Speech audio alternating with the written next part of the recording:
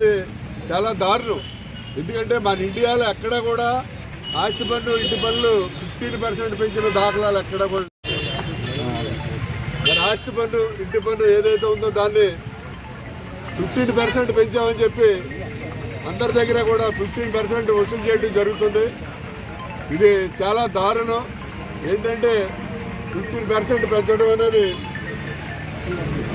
మనం ఎక్కడ కూడా లేదు.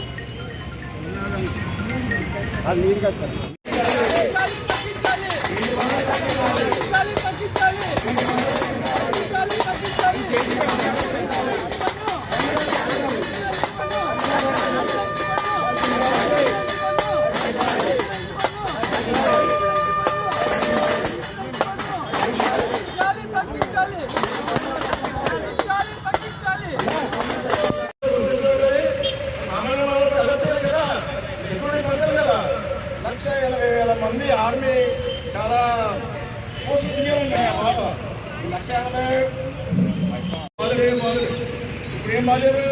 హాస్పిటల్ పెంచేశారు. ఏమంటే హాస్పిటల్ పెంచారు. మీరు అంటే 1,000 లక్షలు జీవితా లక్ష జీవితాలు ఉన్నాయి.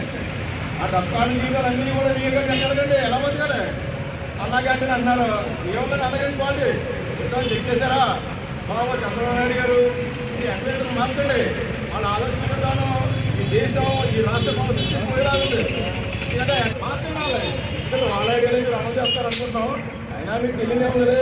మీరు 14 రూపాయలు స్టూడెంట్లు మీరు చెప్పిందే వాదం కింద చేసేస్తారు. కానీ ఎందుకంటే ఆల్ 3 ఇయర్స్లో కూడా మీ జాతర అయిపోయిందండి. వచ్చే కాంగ్రెస్ గవర్నమెంట్ వస్తుంది. వచ్చినప్పుడు చెత్త పనులు ఆస్తి పనులు స్టూడెంట్లు చేశారు కదా. అయితే కూడా మేము రద్దు చేస్తామండి. మీరు ఉచిత హామీలు ఎన్నో ఇచ్చారు. నెరవేరిన హామీలు